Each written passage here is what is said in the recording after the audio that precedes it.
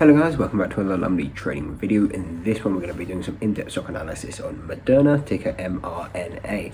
Now firstly, why are we doing analysis on Moderna? Firstly, because it's up 20% on the day.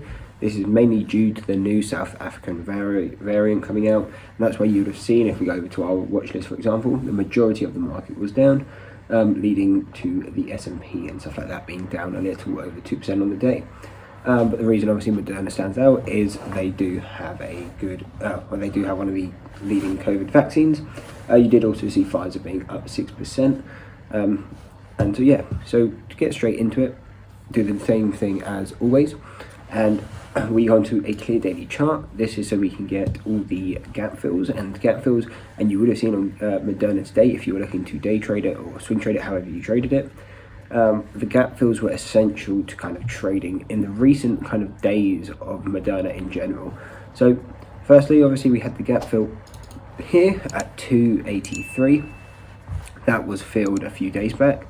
Then we also had the gap fill at 346, and that was filled today. And they're kind of the two standout gaps that we are looking at. We kind of also had this gap here, which came back, retested this one recently, because obviously it gapped through it again, so it had to retest, which it kind of did here. But we can kind of remove this one for now. So yeah, looking at it, these are our main gap fills. Now the 283 and the 346 have been filled, but we are quickly going to go on to a 5-day 5-minute, just so you can see why these levels are important. So firstly, obviously, again, if you're looking at it, when you came into this gap fill around the 2838, 284 level, on the day you can see it kind of just consolidated on this level before then pulling back for 2 days straight, and probably would have continued to carry on pulling back unless like this news event which happened today gave it a reason to kind of push back up. But that's why firstly the gap fills are essential, because they tend to be, and that's why we say ones that stand out very clearly, and that's why we lock in profits coming into these areas, because they are usual reversal areas or large pullback areas.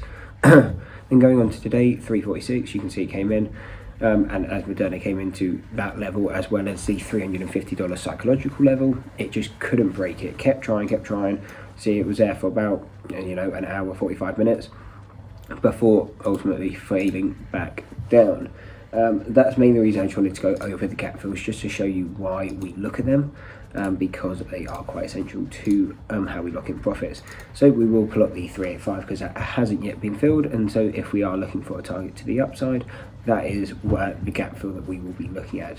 Yes, something like 455 is a gap fill, something we're not personally going to mark on, because I only like the clear, easy to see gap fills, and by that I mean ones where the candle doesn't even come close.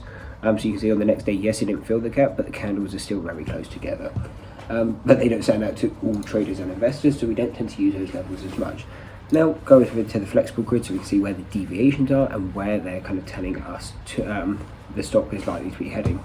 So firstly, we'll plot support and resistance lines down at 295 and 273, because this is the first deviation. And again, quite important to see, again, if we go into the 5-day 5-minute, we can see once we break out of these this first deviation, then that's when you pick up from the acceleration. So came to test this first deviation the first time, failed off it, came to test it again, we kind of broke through, retested the level, and then you can see it kind of pass through, and then kind of consolidated. Wasn't really breaking out or anything. We're gonna have to move this. But yeah, wasn't really moving, breaking out or anything, it was kind of staying there. Then again, we retested it again pre-market onto the high first deviation, retested, and then that's where we see the big move.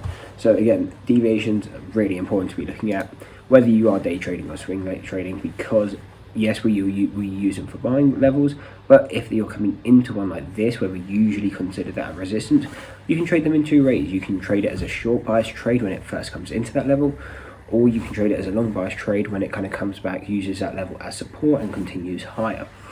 And again, we will plot levels, and these are the main ones I'm looking at, because I'm looking for very low risk plays at the moment, just because the market's in kind of a weird area where everything's at really all-time highs.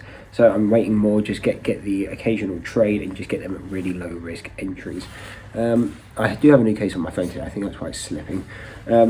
But yeah, so yeah, the kind of key levels I'm looking at is 195 and 170, but obviously that is quite far away from where we are now, so probably won't be anything we're looking at too near in the future.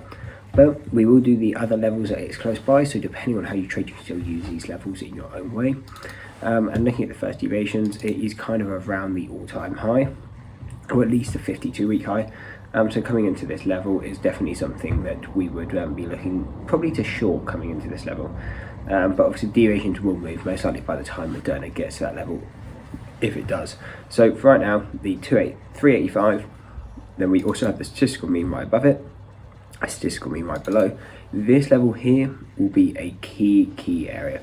When we come into here, we do expect a pullback.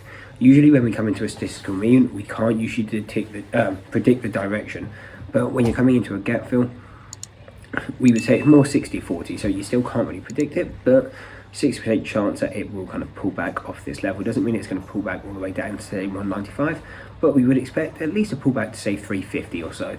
And then it may come back and try and break through. But if it does break through this level here, we would expect quite a quick and strong push to the all-time high. And the reason we say that is there's so much resistance here that if it can break through, there is a lot of buying pressure by both retail and institutions. If it's breaking through this level, that is impressive, and we would expect it to see a strong push upwards. Now kind of just onto price targets is all we can really do. We have price targets of around $600, $582 if you're long, and again these you can use in your own way. These are long bias targets if you are long the stock, and if you're short, anything above kind of this 478 and above are considered good short areas. You can also trade them in, for example, in Moderna's case, when it first comes into retested deviation it's broken through, you usually see a small pullback. So if you're more day trading, you can also kind of use that as a trading strategy. But obviously do your own testing and see what works for you. So those are kind of our key targets to the upside. If it does continue lower as well, obviously we've got the 195 and the 170 are my key levels to be looking at. But the 190, the 93 and the 68 are really the bottom lows. If it does come into here, we're a very low risk long entry. So that's the overall kind of breakdown on Moderna. I hope that gives you some insight into the stock. Hope you see you in the next one, and that's it. Peace.